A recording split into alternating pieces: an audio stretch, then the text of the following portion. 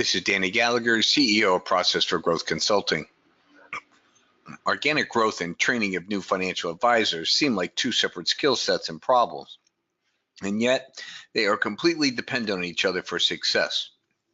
This presentation will explore how training of new FAs drive organic growth for existing FAs, but with a caveat. We must rethink on what are the terms of engagement with new FAs and what are the minimum expectations of training for existing FAs for all of us to be successful. Teaming is hard. Marriages fail at a 50% rate and teams are probably in the 90% area. Coming together to share workload and revenues is difficult at best. But the firms know that FAs on team average more assets under management and do more average revenue and sell more products per client, and they have a lower client attrition rate. At one major firm, Team FA's revenues were up an average of 20% and sole producers declined by 6% in 2017.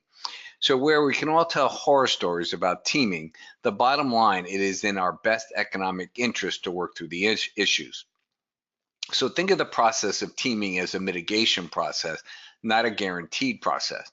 I can guarantee it will not be perfect without issues, conflicts, but we can mitigate some of the issues by understanding why we form teams and how we can mitigate known potential problems. We need to manage our expectations by understanding the actual achievable reasons on why and how we team, and not on what we think are the reasons to team.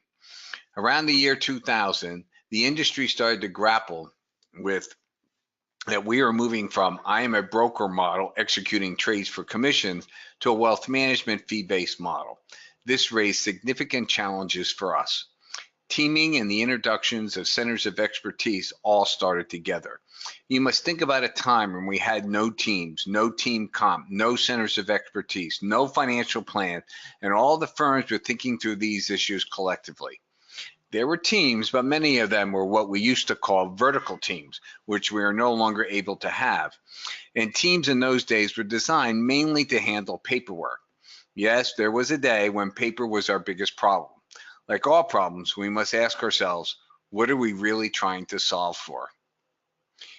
It is PFGC's contention that the firms have generally adopted an affiliation model, even if we don't expressly recognize this adoption.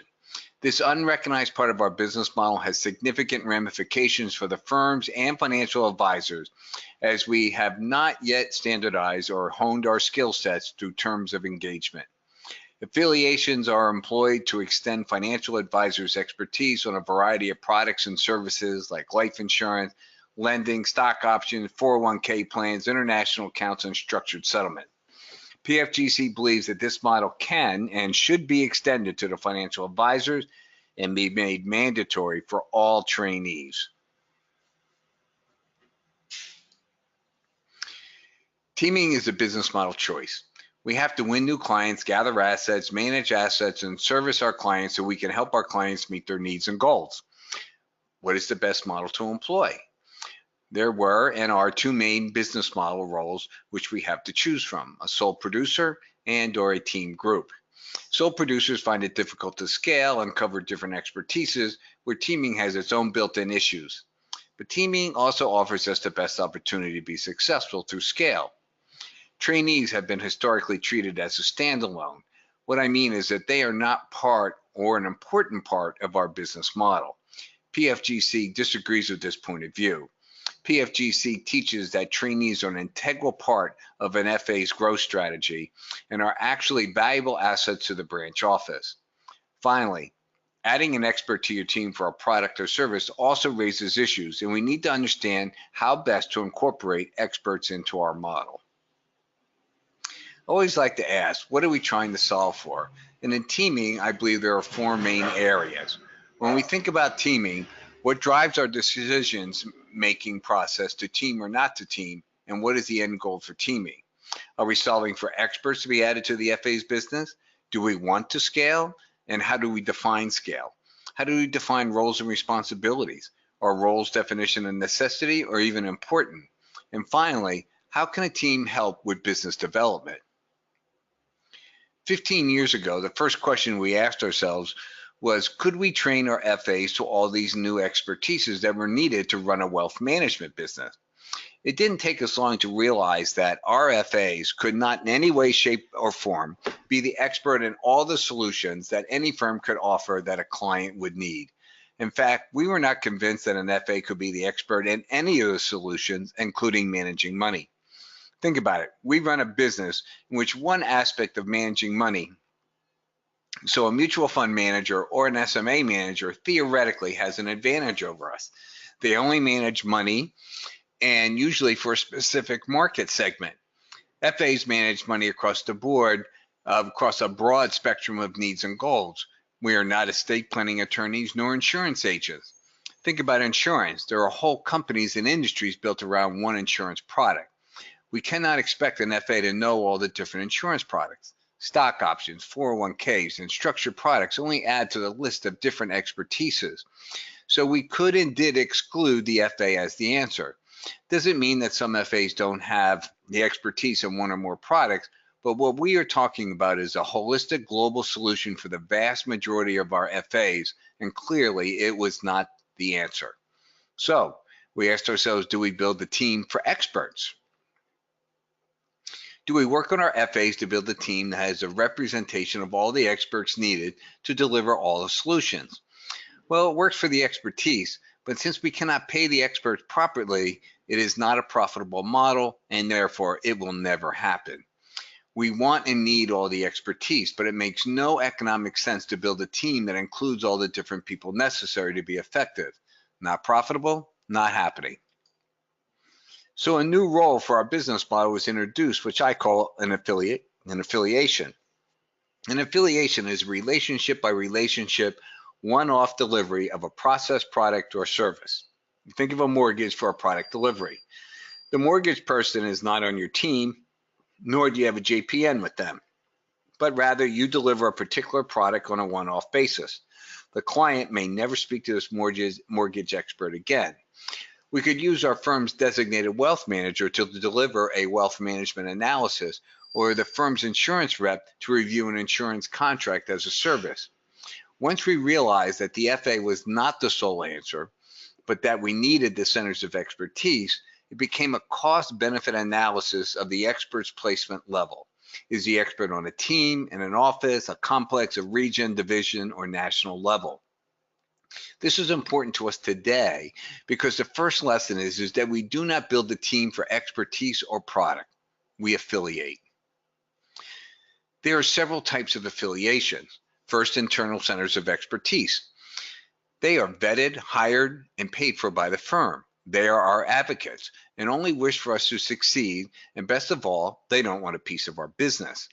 Next, the firms have designated certain teams with certain levels of scale and expertise to offer products and services that have a higher complexity, compliance, and expected knowledge level to other financial advisors. This includes 401k plans, international accounts, stock options, and structured settlement.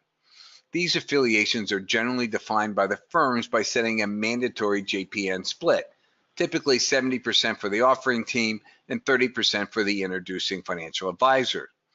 FAs who complain about this to me, I point out that they receive 30% of the revenue and 0% of the legal liability. The difference between the two affiliations is that the internal centers of expertise tend to be one-off situations versus the designated teams as an ongoing affiliation and revenue split. Finally, we can affiliate with outside centers of expertise, and the rules of engagements are generally executed under what is called a professional alliance agreement. This is where the referring outside center of expertise, say an accountant, receives the percentage of the revenue generated by the referred account. This is typically in the 20 to 25% area. 3 different processes, but all affiliations, as we solved for the introduction of experts into the financial advisor's wealth management business model. So what about scale? 1 and 1 equals 3. Does 3 stand for more revenue, assets, or relationships? All 3? How do we achieve scale? Is 2 better than 1? PFGC has found that FAs cannot articulate answer to these basic questions, which one would assume we would know because teaming is so difficult. But if we are about to embark on a difficult journey, shouldn't we look at a map and have an idea of why and where we are going? Interestingly, when PFGC is working with teams, Other than developing a new presentation that includes the two FAs and sharing of a support staff, very is little done on actually integrating the two businesses. This is true for the vast majority of teams. They continue to function as separate FAs who say they are a team. When I ask the FAs, how are you a team if you have not integrated any of your processes, I get a lot of different answers, like we are a marketing team, whatever that is. Or the clients like to see a team even if we don't actually work together. And we wonder why teams fail. Could it be that they were never actually a team? My opinion is that teaming is hard, and if you're going to work through some of the difficult issues, you might as well reap the rewards of teaming. If two or more FAs indicate they're thinking about teaming, I ask them to sit down and try to come up with a mutual agreement on one standardized investment process. Because all teaming processes are predicated on a standardized investment process. No matter what you can say about a team, I believe it is impossible to scale the team's business without an agreed upon standardized investment process. Scale is literally impossible. The team is destined to fail before they even start. What is the best process to develop and employ a standardized investment process? I encourage two FAs who are going to team to keep their existing books separate. I also make it a must that they create an overlay standardized investment process. The FAs can move their existing books into the standardized model over a period of time. Practically speaking, this takes 2 to 3 years to transition an existing book, but that's okay. The team and the new clients are operating under the standardized investment process. This gives the team commonality. This allows team members to cover all new team clients because they understand how the clients are invested. Two separate investment processes breaks down team functions and processes on every level. If you have a standardized investment process, you can then build a standardized presentation, incorporate a standardized wealth management process, discovery process, articulation, and finally start earning designations that support each different process. Without a standardized investment process, none of the other team processes can be built. A team has a connotation of commonality, yet FAs team all the time without agreeing on why, how, and what they will present to a prospect client together. All these processes must, I repeat, must be standardized for the affiliation model. Roles and responsibility. I work with teams and they want to have a definition of roles and responsibilities. I participated in several coaching forums where each one of the coaches had to explain our value proposition. I spoke with 4 coaches once, and 3 of the 4 coaches I presented said that their expertise was role definition. Myself, I was not, and I am not a buyer of role definition, but it isn't for the lack of trying. Through experience and a lot of hard work, PFGC believes in process definition. Let's discuss. In building our business model, I believe we need to think like the 6 blind men who the Raj asked to describe an elephant, where each blind man touched a different part of the elephant and accurately described the individual part.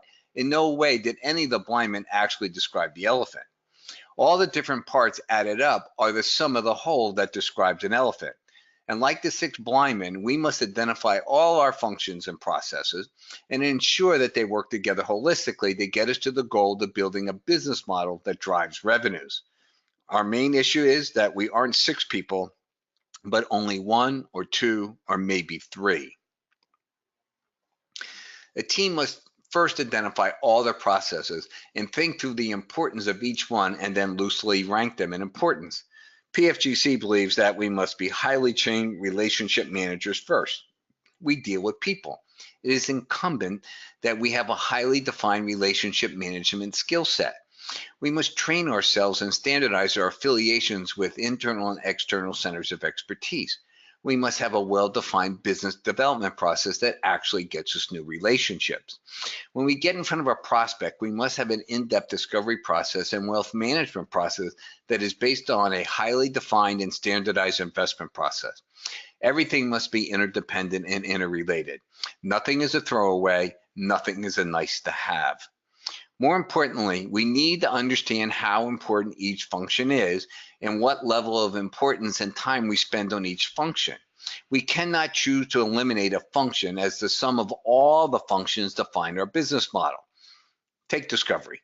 It is estimated that less than 1% of FAs employed in the in-depth discovery, yet it is arguably the most important function.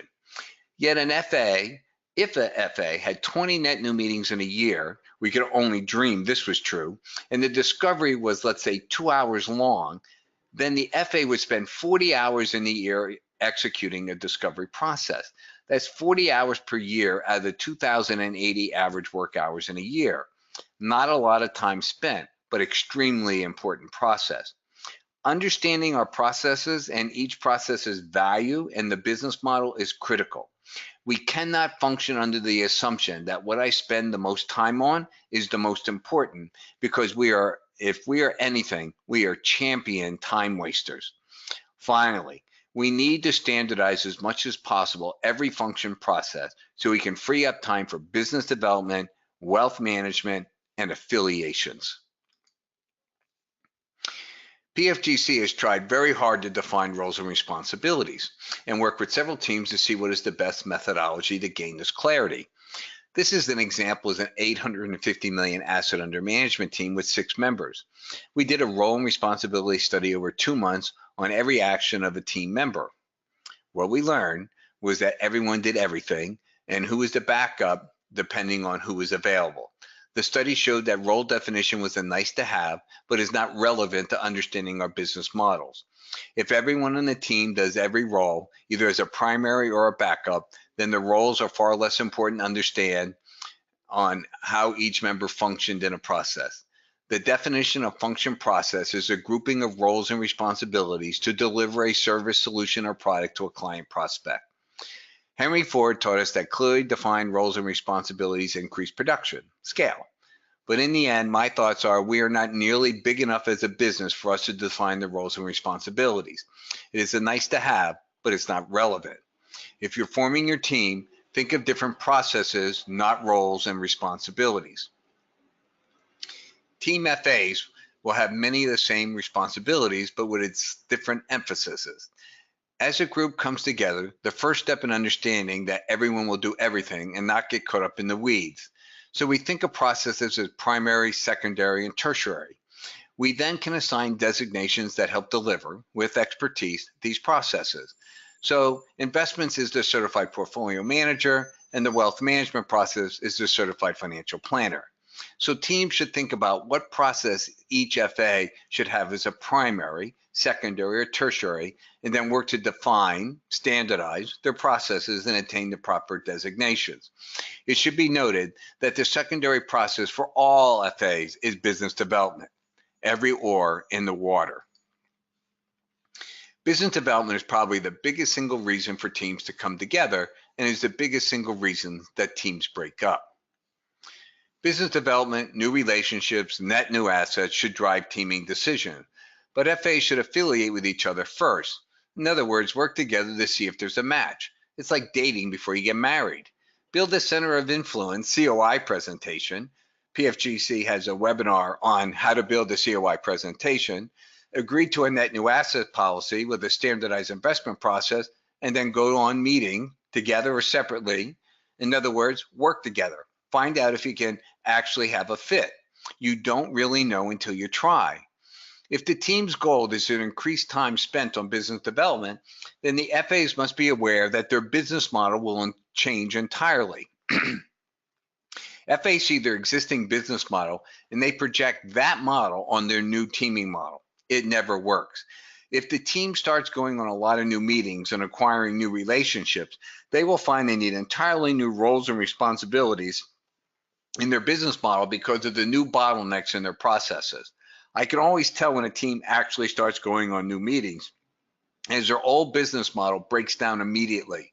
This is good news, as they are now working for new clients instead of managing money. Do not team for business development until you've affiliated and understand the new bottlenecks that will drive the development of your team infrastructure. The single greatest reason teams fail is net new assets. It makes sense. We are paid through assets under management. It is our livelihood. Every new team I coach, I make them write down a net new asset policy. I use the example that whoever brings in the assets gets 90% the first year, and then it goes into the team number after that. That said, the teams come up with whatever they want and do whatever they want, which is good. Some teams had 3 pages of single space type scenarios on all the rules of engagement. What if your client starts talking to me, then refers a new client to me? Who gets the credit? I don't know. It's up to you. Admittedly, FAs give me lip service when they first write their net new asset policy, but within a year, they then get serious as assets become the major issue. The policy is never perfect, but it gives the FAs an agreed upon starting point for future discussion. A net new asset policy mitigates problems, but it certainly does not eliminate them. So what can we actually solve for? One, we do not build teams for expertise nor for product.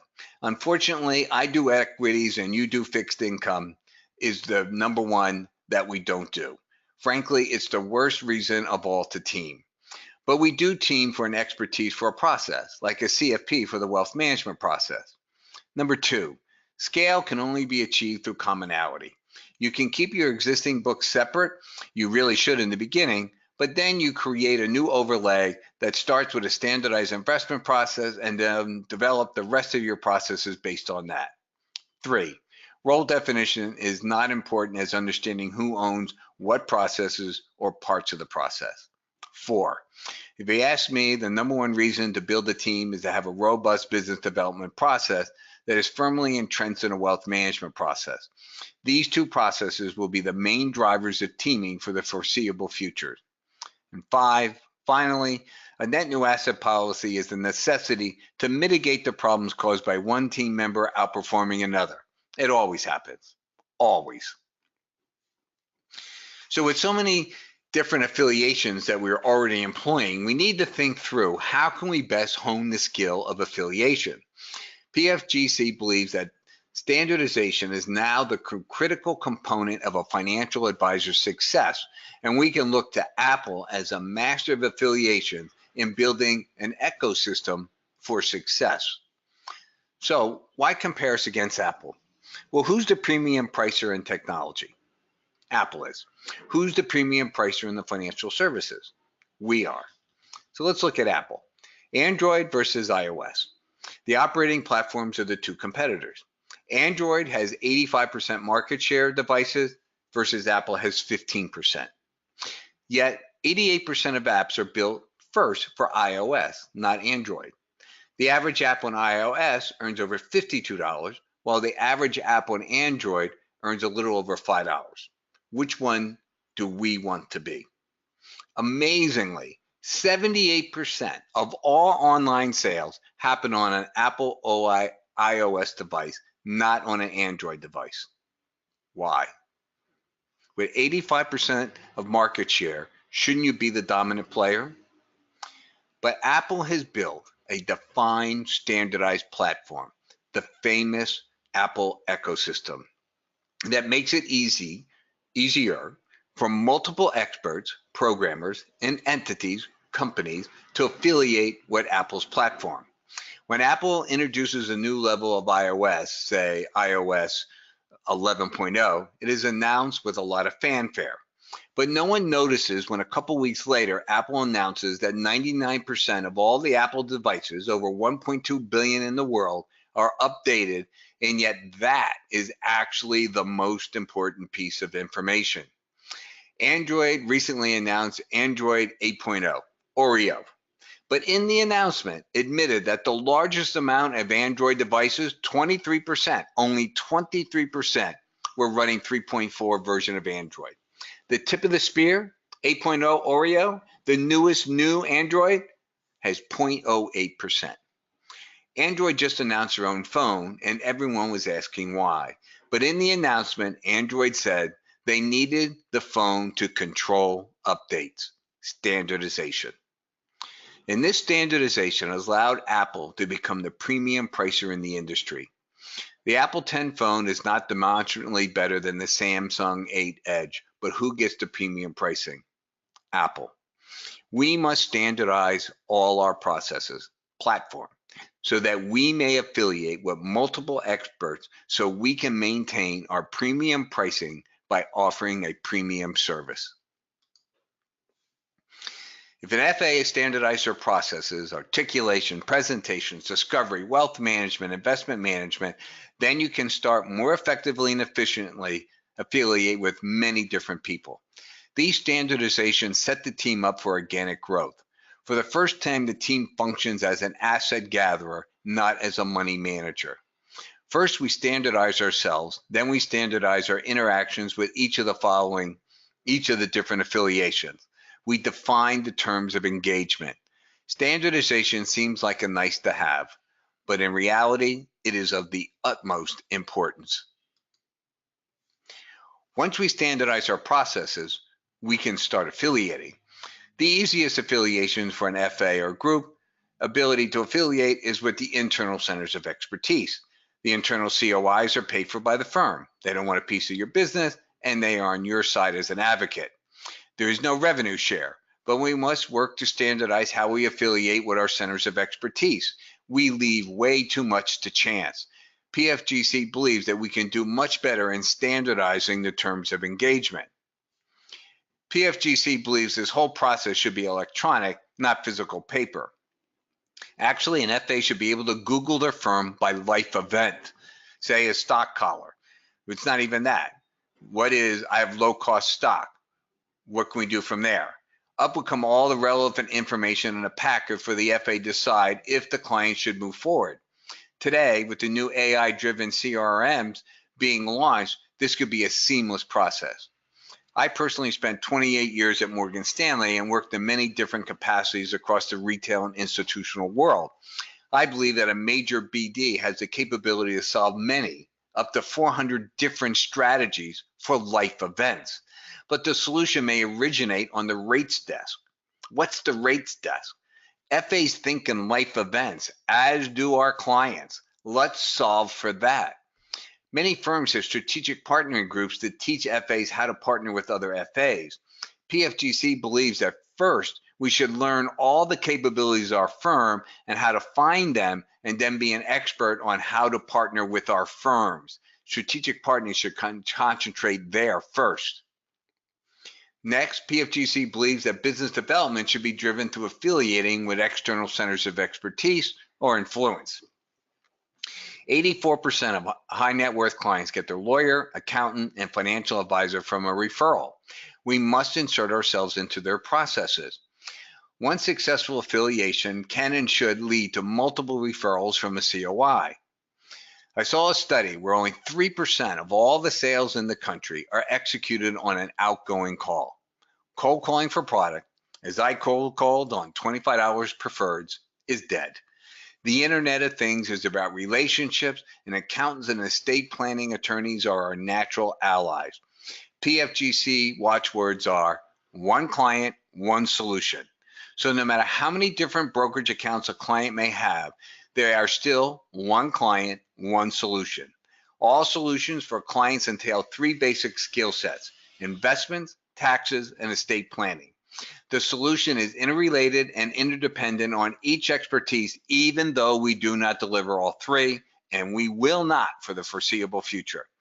Affiliate with external centers of expertise to drive your relationship management skills and net new relationships.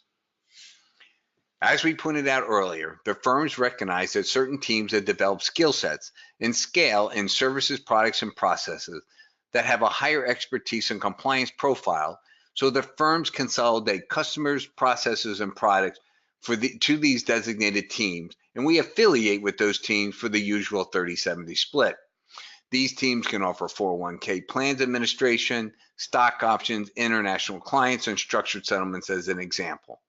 The firms insist that FAs affiliate with these centers of expertise, as they should. There are two things that our industry has found difficult to accomplish over the year. The first is organic growth, and the second is training of new financial advisors. I was with the senior executive of a major BD, and I said I heard that another major BD's training results were that only 13% of trainees survived training after 3 years and 6% after 5. and that of the 6%, it was felt that fully 50% were still there because the senior FA paid for the baby. Amazingly, the executive felt that those numbers were high, really high. This is not a new issue, as the industry has struggled for, I would say, at least 25 years with both of these things. Now, I call them baby brokers. It is not an insult. Another senior exec asked me if they were insulted by this terminology. I told them on the contrary. Baby brokers are really like 2-year-olds with a parabolic learning curve. Baby brokers appreciate that I recognize their problems and developed a system to assist them in being successful. Frankly, the most common remarks are, why don't the firm train us the way you do? This is far from a complete list of what babies' to-do list. Remember, the babies spend their first 3 months studying, passing several exams. I know they're supposed to be learning other things, but the immediacy of being terminated if you fail the test dominate their thinking. Next, and this is really important, how does an FA decide what business model to employ? We all know that the FAs run different business models, and they are very different. The babies can figure out by what office size the FA has, if the FA is sitting in, on whether the FA is successful or not. But the optics of what office you're in doesn't address how the FA became successful. Some FAs pick stocks, some only do SMAs, some do discretionary platforms or the firm model platform. Some FAs have several designations, others have none. Some do wealth management, but most do not. But most FAs do not raise net new assets. We all know the numbers. 73% of FAs do not open one account over $250,000 in a year, and that's every year. And 85% do not open an account over $1 million in a year. So generally speaking, any FA that a new FA patterns their business model on is at a major disadvantage, as the #1 goal of a baby is to raise net new assets. Yet we just hand off our new FAs to FAs who have a proven track record of not raising net new assets. So I think we can agree that there should be a rethink on our training process. We don't actually have a training process, but more of a process on how to manage out the babies in the most cost-effective manner. If that is our goal, we are incredibly successful. But if we want our new FAs to succeed, then I would suggest a change to our process. First, PFGC believes that no trainee should be put on a team. That means none. I know we have used trainees as some kind of reward, but this practice must end. It is counterproductive and stops us from reaching our goals. Instead, babies should be encouraged to affiliate with trained teams and multiple teams, teams that have highly defined and standardized processes. This goes for babies who are hired by their parent relative teams. I know this will never happen, but to protect the baby, do not allow this. This does not stop the parent or relative from assigning revenues and assets to their sibling. Just do not allow teaming until the new FA establishes themselves. Save the FA from themselves and save the sibling from their relatives. Why no teaming? PFGC believes the 2 hardest actions we are asked to do are: 1, raise net new assets. Every FA I ask, what is the hardest thing to do in our business? And the answer is get net new assets. That's on the business side. On the business model side, PFGC believes that the hardest thing to do is teaming. I don't think there's any argument there.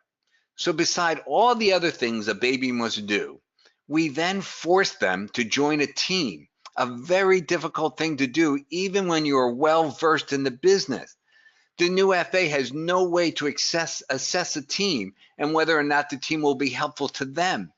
So PFGC believes that the baby should be asked 8 questions of a team. If the team cannot answer all the questions with the yes, and I mean all 8, then the baby cannot affiliate with the team. A hard, fast rule of engagement. These questions are for the baby to broker to know if the group or the FA will be helpful to them. This is not a comment on the success or the business model of the FA or the group. It is a comment on whether the team can be helpful to a baby. We have to stop making decisions for FAs and start making them for the babies. The branch manager has a major role to play. First, the branch managers needs to set a standard of training of existing FAs who will be allowed to affiliate with the trainees. This is first, but the most important step. Next, the branch manager hires all the trainees. Branch managers should be targeting people with CLUs, CFPs, and CPAs. Why? Well, I'll answer these two questions. What % of FAs in your office manage assets to assist their clients in meeting their needs and goals? It's not a trick question. And the answer is it's 100%. It's how we think of ourselves. Most of us think of ourselves as money managers. I know I did. Second, what % of your FAs in your office are holistic wealth managers? Through PFG's 43 years of experience in the business, I would say somewhere around 1%. So what is the most valuable commodity in our offices? I repeat, what is the most valuable commodity? Managing money or wealth managers? Feed the future, because there's a small chance that in 10 years we will be managing money. You can see PFGC's Big Data AI webinar, but we will definitely be wealth managers in 10 years. Second, branch managers must be the agent for the babies and representing them for their affiliation. This means that the branch manager works in the best interest of the baby, not the FA. I have seen every way that a branch manager assigns babies. The FA is not growing. The FA is old. We want to pass the book along. The FA does more than $1 million in revenue. The FA wants a cold caller. The FA doesn't do wealth management. The list is endless and all based upon the FA. It is not a surprise babies fail, as all our decisions are based upon the FA and not for the baby. The branch manager must negotiate and enforce a fair pricing model that is signed off in writing by the FA and the baby. This is an example of a proposed pricing model for an affiliation with either an FA or a trainee. Again, this is on a relationship by relationship engagement. Repeat, affiliations use a relationship by relationship pricing model. This is not a teaming agreement. Multiple JPNs should be open upon the agreement to affiliate. 10-90, 30-70, 50-50, 70-30, 90-10. This is just the start.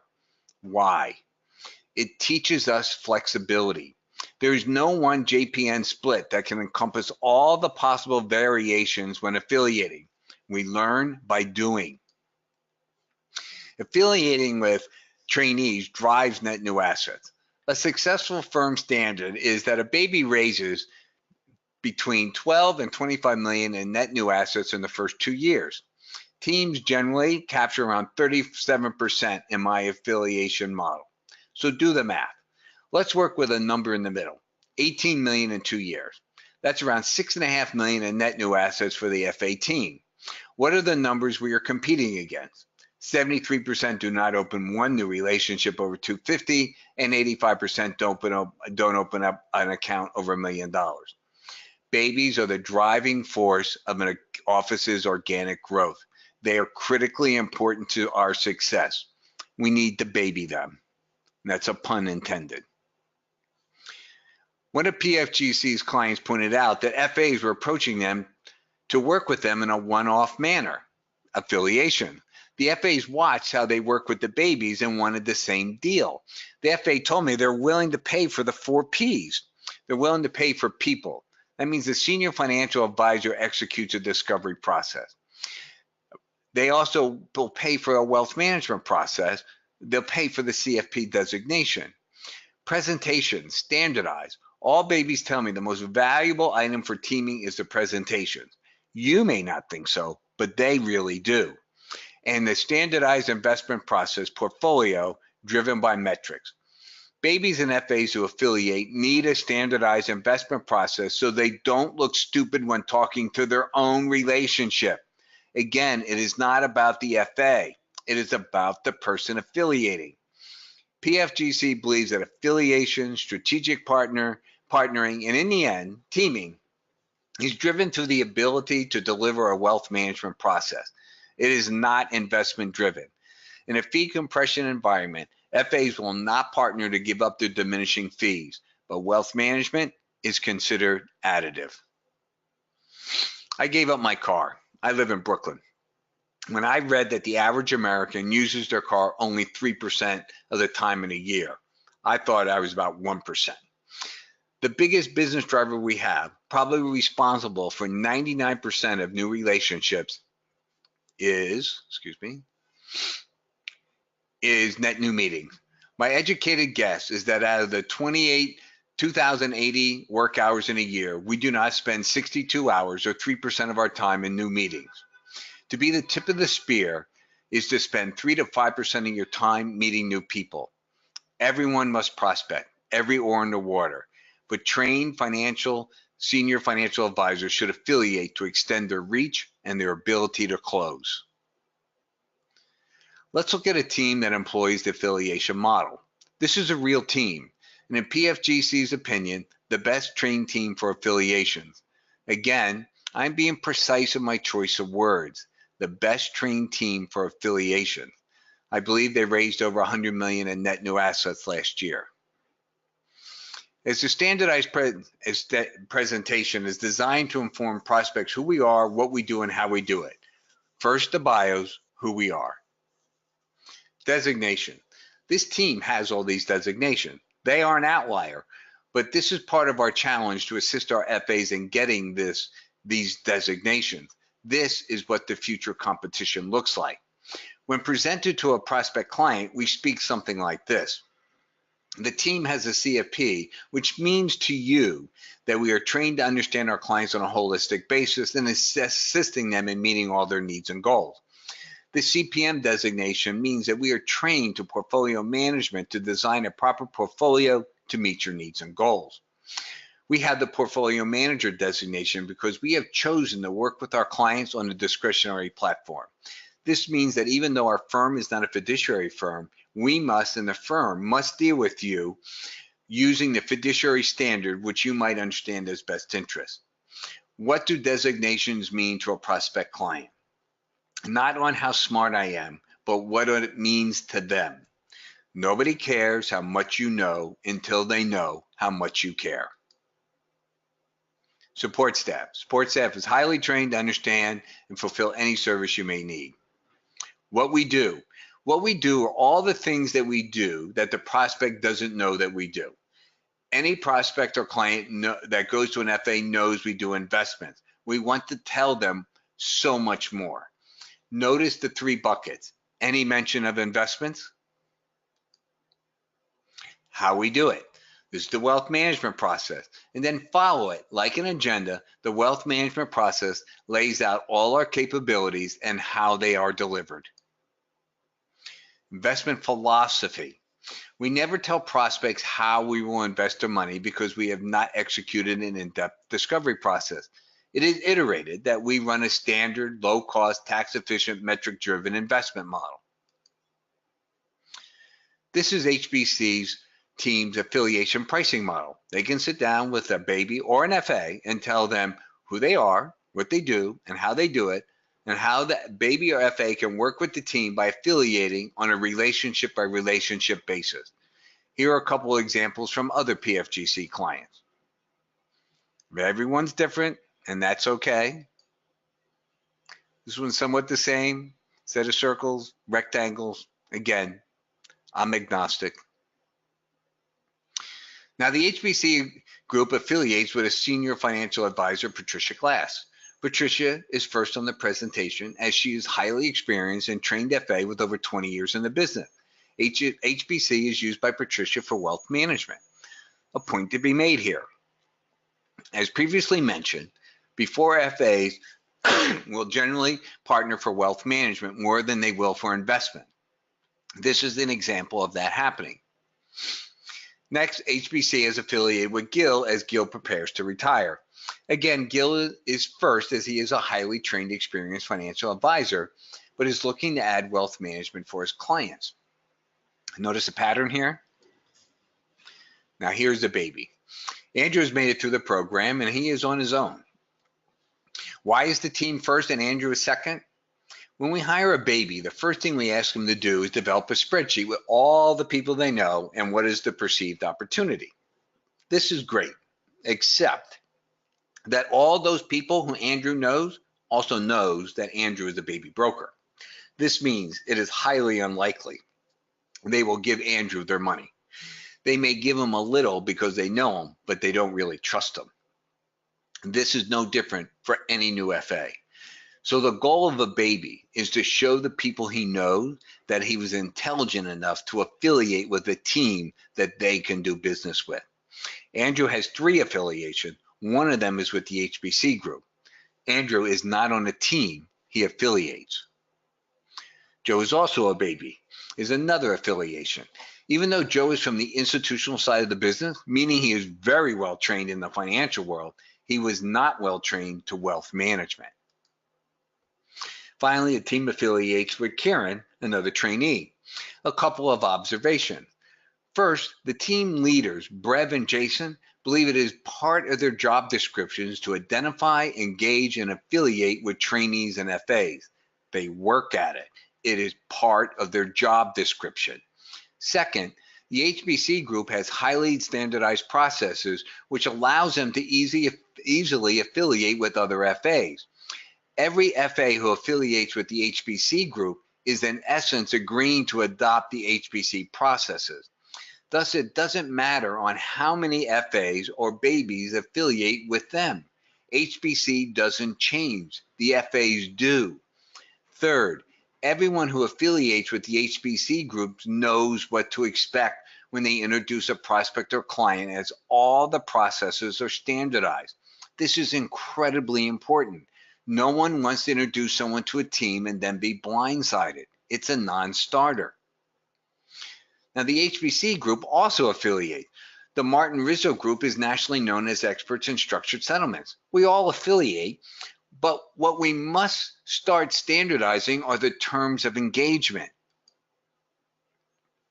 This is a snapshot of last year's affiliation pipeline for the HBC group. I believe they raised over $100 million in assets next year. Notice affiliations are additive. This team functions for net new meetings. They affiliate to increase their net new meetings. We have learned we don't team for expertise, we affiliate. We do team to bring on trained wealth manager, but the wealth manager is treated like an FA, meaning that they have to bring in net new relationships just like everyone else. They just have to have wealth management as a primary process. We don't team so someone gets a higher payout. I get it. The firms are trying to drive behavior. Teaming is better than not, but it drives bad behavior and reduces the odds of a team will be successful if you do it for a higher payout. Imagine if your firm offered $25,000 a year to their employees to get married because they believe married employees are more productive. What would we say? Getting married for all the wrong reasons? Teaming is as close to marriage as anyone would want to come. PFGC believes it would be far better if the firms offered a higher payout based upon the percentage of an FA's revenues generated through affiliation. All the different kinds of affiliation. Before you team, date, affiliate. You date before you get married, so why not affiliate before you team? Before you affiliate, agree upon a net new asset policy, a standardized investment process, and define the processes through primary, secondary, and tertiary participation. Pre-teaming work is far more important before you team. Give yourself a fighting chance. Affiliate. Teaming is difficult at best, but we can mitigate some of the issues. The leader of this process is the branch manager. The branch manager drives organic growth through the hiring of skilled babies to seed the future of the branch and the firm. Hire for where the puck is going. CFPs, CLUs, CPAs, so you can support wealth management. Branch managers should be the agent for all babies working in their best interest. They are our future. Protect them, assist them, and coddle them. Don't manage them out. Manage your FAs to help them. PFGC trains the branch manager, the FA or FA teams, and the trainees. For a branch to adopt all 3 parts, it's $20,000 per branch. This is less than a quarter of one trainee's salary and benefits and the branch fixed costs for a year, and the branch will be able to grow organically and train their babies to a much higher success rate. PFG believes that 80% of babies will pass the low bar set by the firms. Thank you for your time. Any questions or comments for the good of the whole?